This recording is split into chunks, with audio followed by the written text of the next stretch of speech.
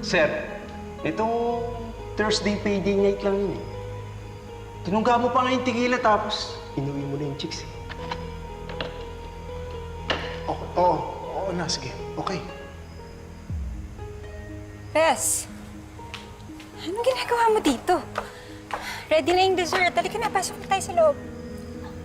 Bes, nasan si Bernard last Thursday night?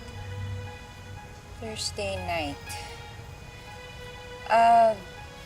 Pinatawag siya sa office kasi may biglaang meeting kasama ng client. Yun lang?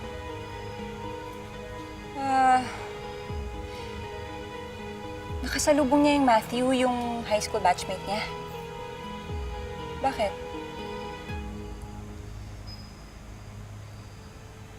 Bes, may ginagawang milagro yung asawa mo. May kamit siyang babae dun sa bar that night. At mukhang may nangyari sa kanila.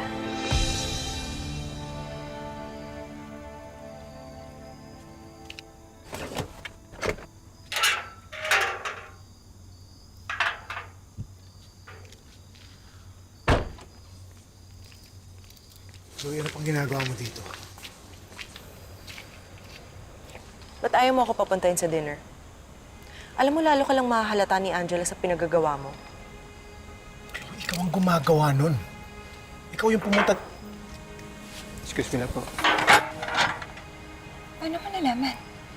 Nakita mo ba? Narinig ko nag-uusap si Bernard. Tsaka yung bartender sa mobile bar kanina. May inuwib daw ng babae si Bernard. Baka naman nagkamali ka ng dinig. Ang pagkakaalam ko talaga, si Matthew yung kasama niya after nung meeting eh.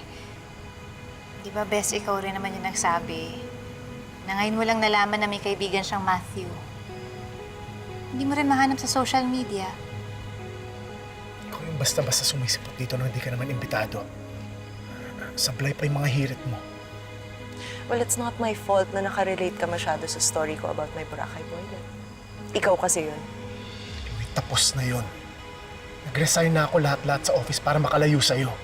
Para hindi ka nagkakaganito. Di daw niya shota. Please, umalis ka na. Hindi mo na ako maiiwasan, Bernard. I'm friends with your wife. And one day, malalaman din yung sikreto natin.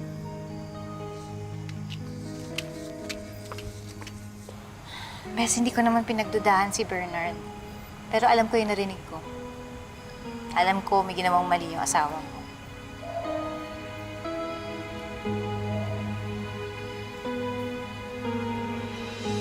Love? Jessie, ba't kayo nandito?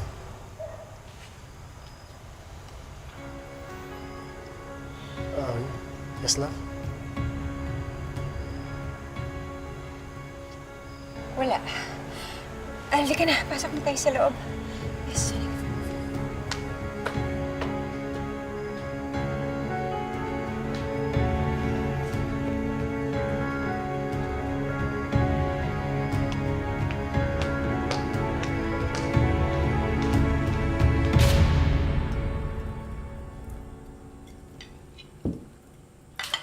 Jessie, Ayoko na niyan. akala ko gusto mo ito. Jessie, nasabi mo na ba sa bartender yung gusto mong drink? Hindi na po. Nagkasundo na sila ni Bernard sa drinks. Pwede naman dagdagan yun yung nakuha ko yung mojito, amaretto sour, tapos meron din dong dirty margaritas. Pero pwede naman nating dagdagan yun. Okay. Ikaw, ano bang gusto mo? Meron pa sila nung The Unfaithful Man. What? Is there an alcoholic drink named like that? Yes, tita. Minsan cocktail, madalas tao. Alam ni Bernard yun. It may be parang crafted cocktail, pero hindi ko pa naririnig yan. Talaga? Mag-picture tayo. Wala pa tayong picture. Ma, sure kayo. Okay.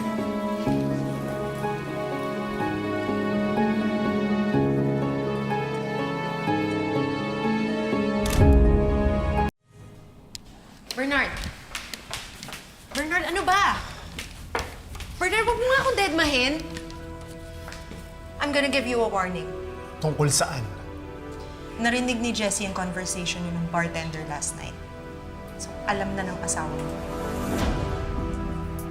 If I were you, maghanda ka na ng palusot and make it really believable kasi hindi tanga si Angela.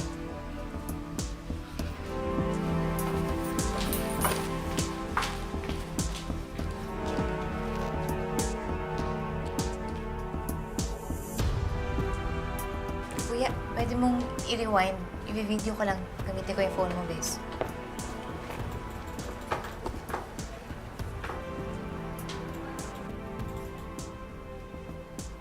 Gano'n sila katagal dito? Wala akong isang oras. Paano? Wala ka pa talaga ibang footage? Anong oras dumating yung babae? Wala bang ibang footage nakita man lang yung mukha niya? Around 7 p.m. po siya dumating. Kaso nagkaroon po ng static yung footage namin ng mga oras na yun. Kaya wala po kaming na-record bago mag-8 p.m. Napakaswerte naman ng babaeng yan. Wala ba talagang way para makita yung mukha niya? Ano ba namang klaseng bar to? May CCTV nga kayo. Palpak naman. Ano to? Meeting place ng mga manloloko? Bes, relax. Miss, hindi ako makakapag-relax. May babaeng kasama yung asawa ko. Nagsinungaling na naman siya eh.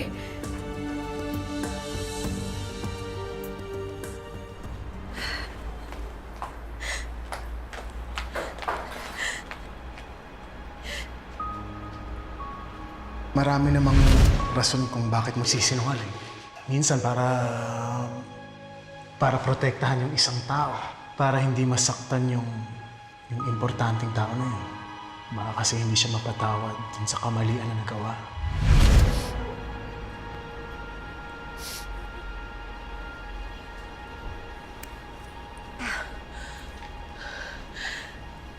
Bes. Tahan na. Ayoko nakikita kang umiiyak ng ganito. Pero hindi rin naman pwede itago ko sa'yo yung nalaman ko.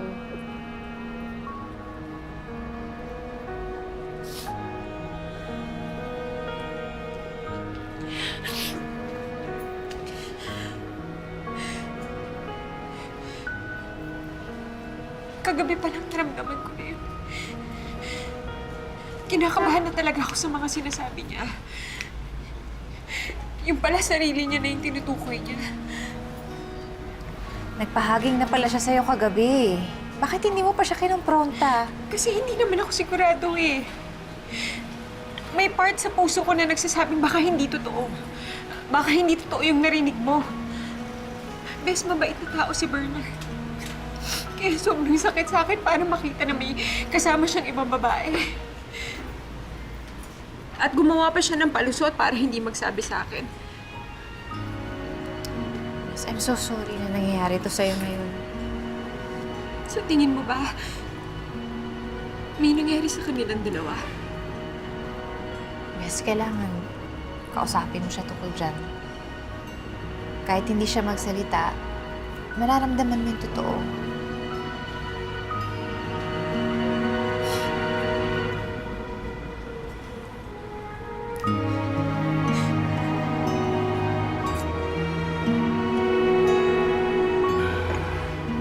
Wala raw sked si Angela sa ubi na.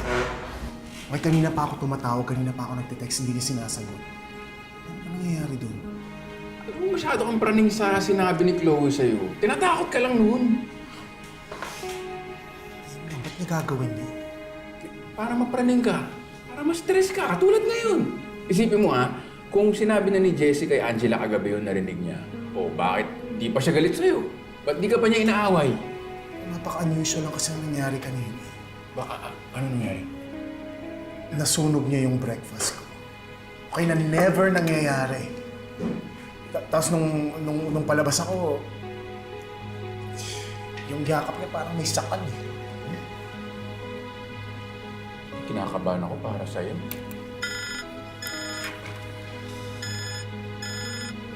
Jessie, Kahatid ko lang kay Angela dito sa bahay. Nandun siya sa kwarto niyo nagkukulong. saan kayo galing? Sabi niya sa akin, nasa OB kayo. Tumawag ako, wala naman daw siya doon. Galit ka? Dahil nagsinungaling siya sa'yo? Mas malaki yung kasinungalingan na ginawa mo sa kanya. Anong sinasabi mo? Bernard, alam mo kung ano sinasabi ko. Umuwi ka na dito. Gusto ka niya makausap. At please lang, huwag mong gaguhin yung kaibigan ko.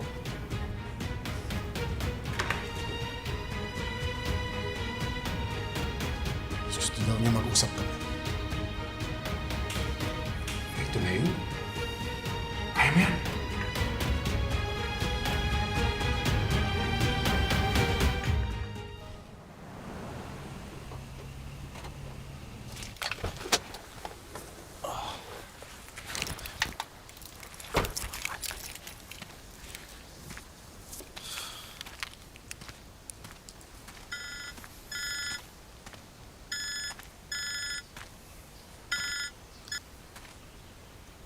Hello, pa? Bernard, nasa emphasis bar ba kayo ni Angela ngayon? Hindi po. Tumawag siya sa akin ng 10 oras kagabi. Tinatanong niya sa akin yung tungkol sa bartender at kung saan bar siya nagtatrabaho. Bakit ho? May tatanong daw siya, hindi ko na maalam kung ano. Hindi sinabi sa akin. Narinig ni Jessie yung conversation ni ng bartender last night. So, alam na ng asawa mo. Bernard. Sige ho, pa. Parang alam ko na ho yung tatanong niya sa akin. Okay, bye.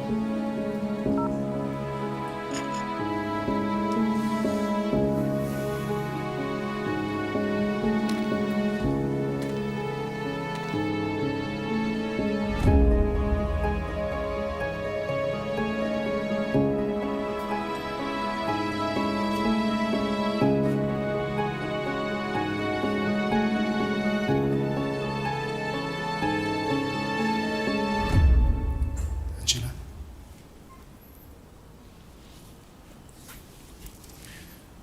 Gusto mo daw mag-usap?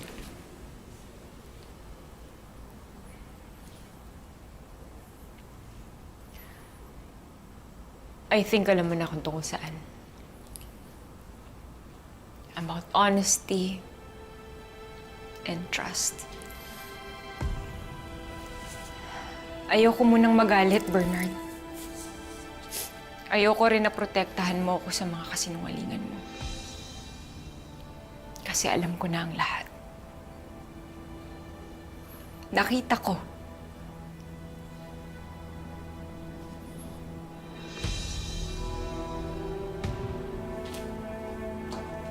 Have you been unfaithful to me?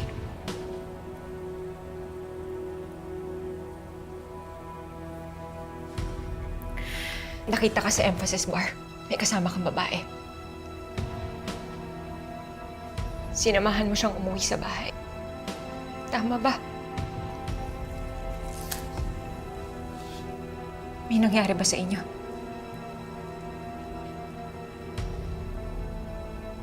Bernard, alam ko mahirap to para sa'yo, pero mas mahirap to para sa akin.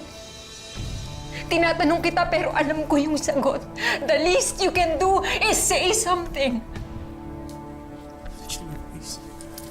Usapin lang ako. Kuwisap tayo.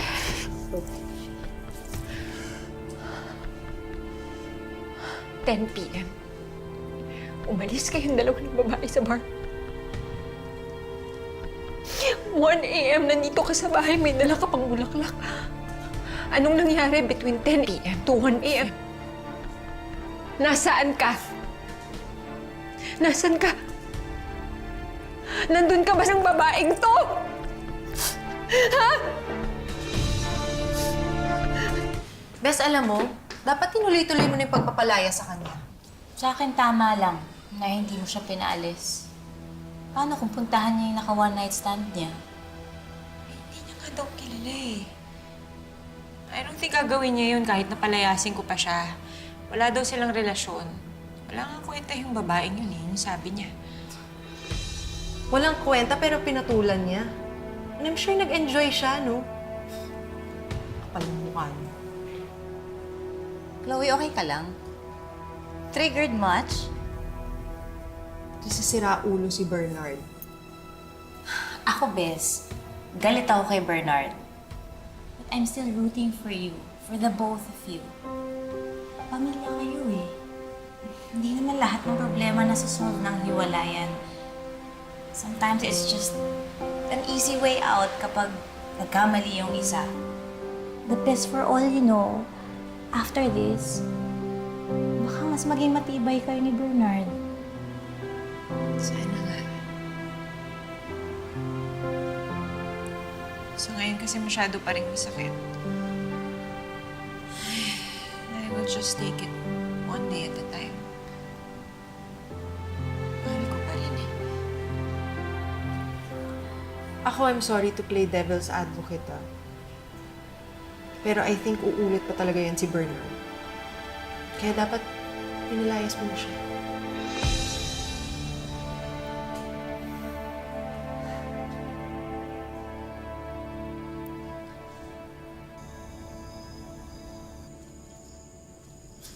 Love, kumusta lakad mo? Angela. Angela.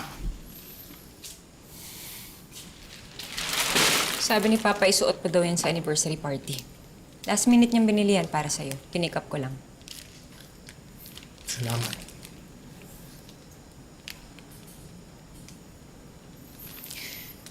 Alam mo bang gustong-gusto ko ng Papa ko? Hindi siya naniniwalang lulukohin mo ko. Pakiusap ko sa'yo kung pwede. Huwag nating ipahalata sa party na may pinagdadaanan tayong dalawa. Kahit dun lang. Sige lang. Angela, I'm sorry sa lahat ng nagawa ko sa'yo. I'm sorry. Sa totoo lang, Bernard, gustong-gusto na kitang patawarin. Hindi ko lang alam kung paano.